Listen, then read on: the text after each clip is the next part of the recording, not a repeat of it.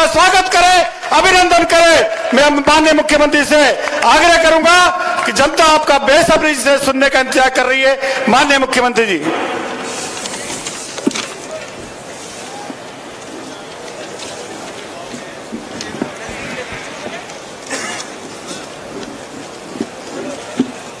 बोलिए भारत माता की।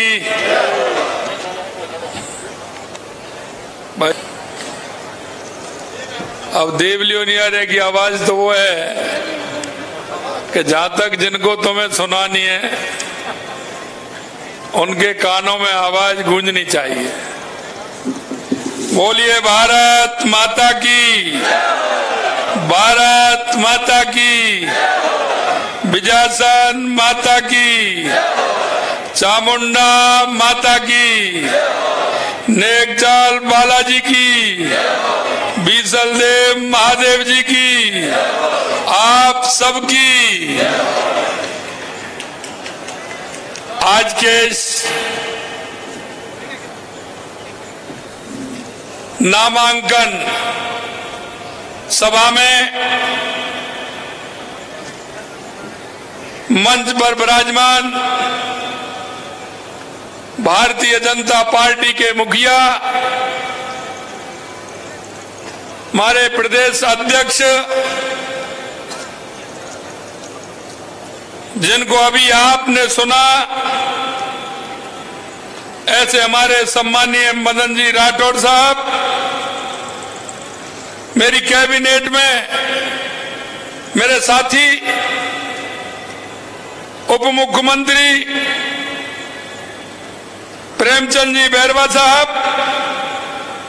कैबिनेट में मेरे साथी भाई हीरालाल जी नागर साहब, भाई कन्हैयालाल जी चौधरी साहब, आपके अपने लोकप्रिय आपके प्रत्याशी भाई राजेंद्र गुर्जर जी। राजेंद्र गुर्जर जी वो कार्यकर्ता है जो सभी कार्यकर्ताओं के चहेते हैं, एक सामान्य परिवार से आते हैं और सभी की सेवा करते हैं। ऐसे हमारे प्रत्याशी हैं। हमारे भीलवाड़ा के सांसद, प्रदेश के महामंत्री माननीय दामोदर अग्रवाल जी, हमारी पार्टी के वरिष्ठ नेता पूर्व मंत्री सम्मानीय प्रभुलाल जी सैनी साहब, देवनारायण बोर्ड के अध्यक्ष ओम प्रकाश भड़ाना जी, हमारे टोंक जिले के पार्टी के अध्यक्ष भाई अजीत मेहता जी, हमारे पूर्व सांसद सुखबीर सिंह जी जौनपुरिया साहब, हमारी जिला प्रमुख श्रीमती सरोज बंसल जी, उप जिला प्रमुख आदेश कंवर जी, चेयरमैन देवली नेमीचंद जी जैन साहब, पूर्व चेयरमैन उनियारा राकेश जी बढ़ाया, विधायक हमारे राम अवतार बैरवा जी, राम साहेब वर्मा जी, जब्बर सिंह जी, ललित मीना जी, शत्रुघ्न गौतम जी, वीरेंद्र सिंह जी कानावत साहब, उदयलाल जी बढ़ाना, हमारे पार्टी के पूर्व अध्यक्ष शंकर लाल जी ठाणा साहब, सत्यनारायण चौधरी जी, सतीश चंदेल जी, राजेंद्र पराणा जी एवं मंच पर विराजमान सभी नेतागण और मेरे सामने बैठे देवलियोनिया के मेरे पूजा योग बुजुर्गों, नौजवान दोस्तों, मेरी माता बहनों, सबसे पहले तो मैं आप सभी का वंदन करता हूं, अभिनंदन करता हूं। आप सभी को मैं नमन करता हूं।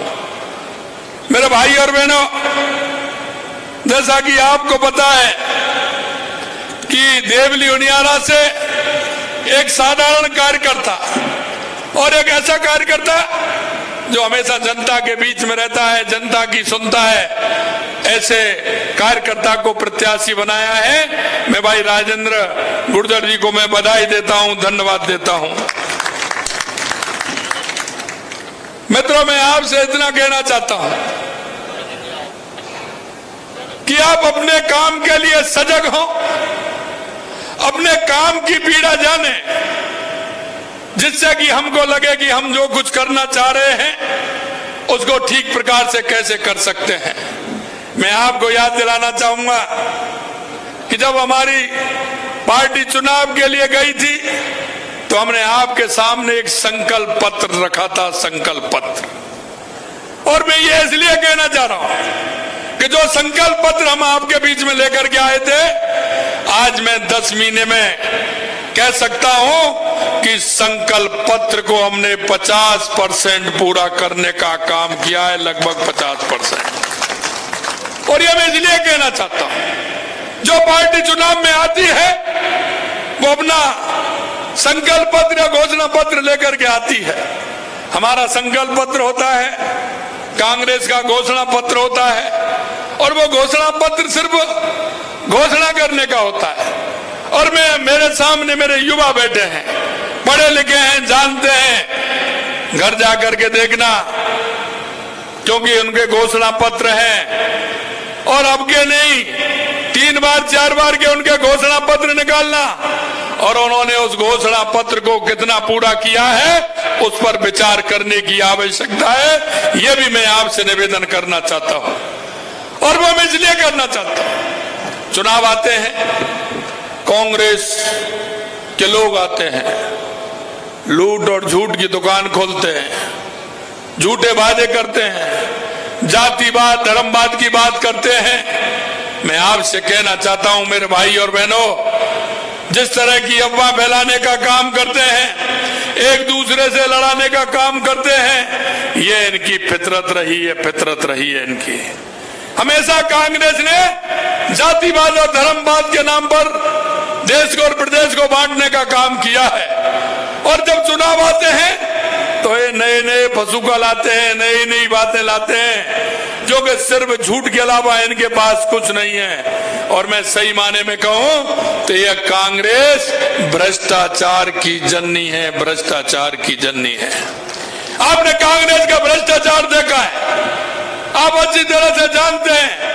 और इस सभा में ज्यादातर किसान हैं। मैं किसान भाइयों आपको कहना चाहता हूं, आपके वो युवा जो किसान और मजदूर के बेटे थे, इन्होंने कितनी बार पेपर लीक करने का काम किया। हमने हमारे संकल्प पत्र में कहा है कि अगर जिन्होंने युवाओं के आंखों में आंसू लाने का काम किया, हम उनको छोड़ेंगे नहीं। और अब आप देख रहे हो उनकी संख्या बढ़ती जा रही है, बढ़ती जा रही है, बढ़ती जा रही है। पहले हमने कहा 50 हो गए, फिर 100 हो गए, 150 हो गए, अब तो थोड़े दिनों में 200 तक पहुंचने वाले हैं। और हमने कहा है कि जिन्होंने किसानों के बच्चों को आंखों में आंसू लाने का काम किया है, उनको हम किसी भी कीमत पर छोड़ने वाले नहीं है, छोड़ने वाले नहीं है। अभी कहते हैं, विधानसभा में कहा था कि मगरमच्छ कैसे आएंगे, मैंने कहा धीरे धीरे वो भी आ रहे हैं, चिंता मत करिए। अब साइज बढ़ने लग गई है, मच्छी से ऊपर जा रही है, साइज बढ़ने लग गई है। और अब मैं विश्वास दिलाते हैं कि हम किसी को छोड़ने वाले नहीं हैं, किसी को छोड़ने वाले नहीं हैं। मैं आपसे कहना चाहता हूं मेरे भाई और बहनों, मैं सिर्फ एक बात आपसे जरूर कहूंगा कि देश के यशस्वी प्रधानमंत्री नरेंद्र मोदी जी के नेतृत्व में हमारा देश आगे बढ़ रहा है। यह डबल इंजन की सरकार है, और डबल इंजन की सरकार का काम आपने देखा है, चाहे हमारी ERCP हो, चाहे हमारा यमुना समझौता हो, या हमारा किसानों की सम्मान निधि बढ़ाने का हो, या गेहूं की MSP बढ़ाने का हो, या महिलाओं के लिए 15% जो हमारी सामाजिक सुरक्षा पेंशन है बढ़ाने का हो, या सिलेंडर हमने जो वायदा आपसे किया 450 रुपए में देने का हो। यही नहीं मेरे भाई और बहनों, घुमंतु अर्ध घुमंतु जो लोग थे, जो उनका कहीं घर नहीं था, कहीं उनके पास जमीन नहीं थी, ऐसे अगर 21,000 लोगों से ज्यादा उनको जमीन और पट्टा देने का काम किया तो देश के यशस्वी प्रधानमंत्री नरेंद्र मोदी जी के नेतृत्व में किया। मैं आपसे यही निवेदन करना चाहता हूं, जो हमने वायदा किया है, और ERCP का सबसे ज्यादा फायदा टोंक और दौसा जिले को ही मिलने वाला है, यहाँ के किसानों को मिलने वाला है।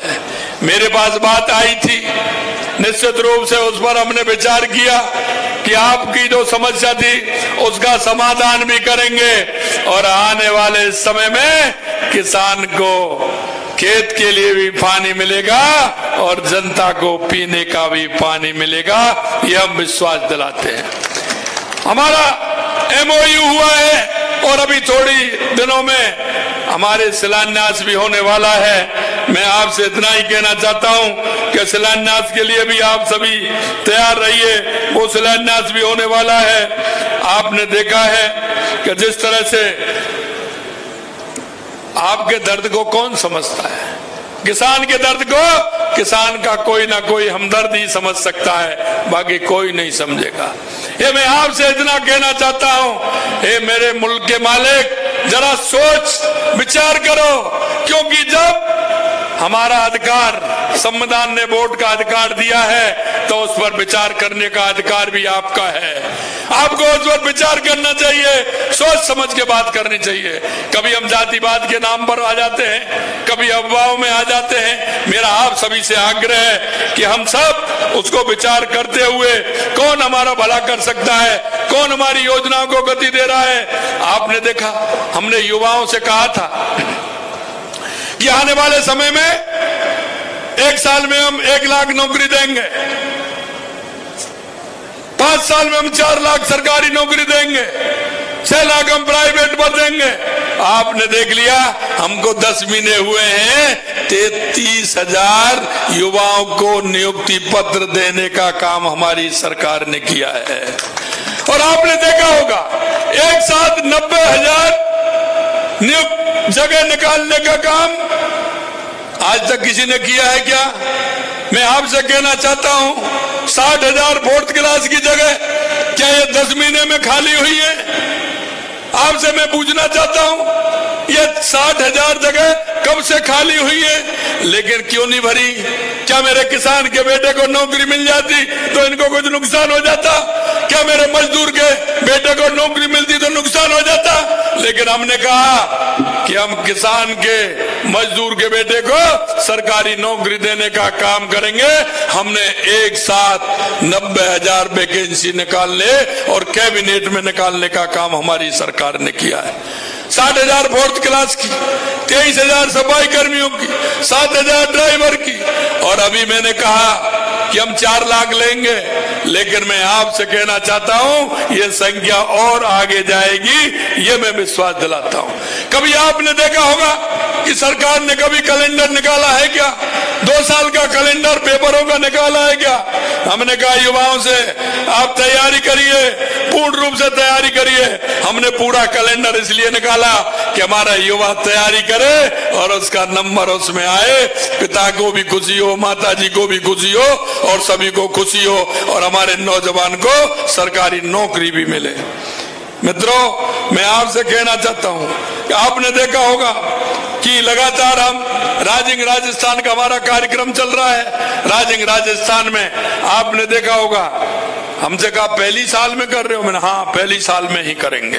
पहली साल में इसलिए करेंगे जिससे हमको उनको धरती पर उतार सकें, हमारे युवाओं को रोजगार दे सकें। और आपने देखा होगा, आज तक हम 18 लाख करोड़ रुपए से ज्यादा हमारे MOU हो गए हैं, और अभी तो 1.5-2 महीने बाकी हैं। आने वाले समय में और भी बढ़ेंगे, ये मैं आपको विश्वास दिलाता हूं। मैं आपको यह भी विश्वास दिलाता हूं कि देवली और उनियारा को क्या लाभ मिलने वाला है, क्योंकि आपने देखा होगा, हमने काम करते हैं, हम राजस्थान की जनता के लिए काम करते हैं, और राजस्थान की जनता के लिए जब हम काम करते हैं तो हमारे मन में किसी तरह का कोई भेद नहीं होता है। इसलिए मैं कहना चाहता हूं, हमने 200 विधानसभा में बजट का काम दिया है। आपसे मैं पूछना चाहता हूं कि यहाँ देवली उनियारा के अंदर किसका विधायक था? किसका विधायक था? कांग्रेस का था ना। लेकिन आप विकास की बात सुन लीजिए, वो भी बजट में कितना दिया है? 15 करोड़ रुपए की लागत से केकड़ी, सरवाड़, नसीराबाद, सावर देवली सड़क का उन्नयन किया है। 10 करोड़ रुपए की लागत से केकड़ी, रामथल, नेगड़िया, देवली का काम किया है। 20 करोड़ रुपए की लागत से मालपुरा, रिडविया, माधवलोई खेजड़ों के पास तक किया है। 650 करोड़ रुपए की लागत को तो एक ही है लागत, नसीराबाद सरवाड़ केकड़ी है। 147 करोड़ रुपए का लागत से देवली को बीसलपुर टोड़ा होते हुए जयपुर को जोड़ेगा। 50 करोड़ रुपए की लागत से बीसलपुर रेप कॉलोनी टाटोनिया में सड़क निर्माण कार्य करवाया जाएगा। 19 करोड़ देवली उनियारा देवली अलीगढ़ हेतु शहरी पेयजल योजना का उच्च जलाशय। 26 करोड़ रुपए की लागत से देवली शहर में 4 उच्च जलाशय। 7 करोड़ से देवली उनियारा स्थित गलवा बांध में माइनरों का जीर्णोद्धार।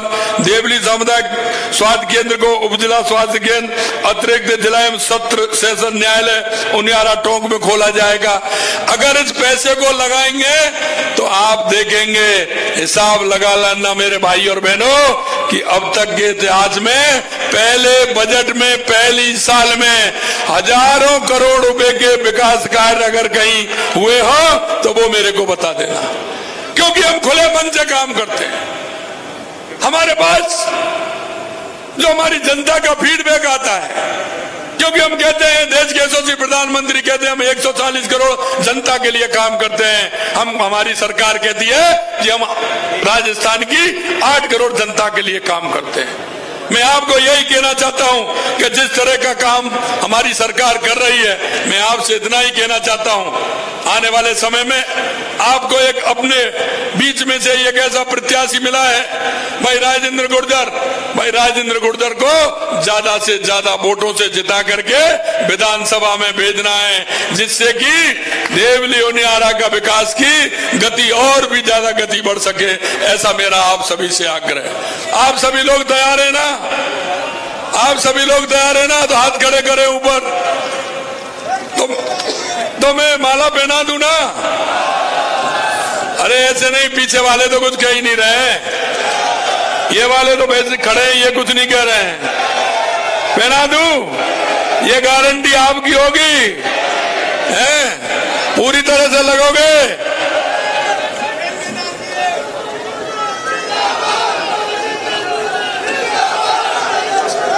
बोलिए भारत माता की, भारत माता की, भारत माता की, हनुमान जी महाराज की और बंसी वाले की, हाथी घोड़ा पाल की, वही बंसी वाला, बोल बंसी वाले की।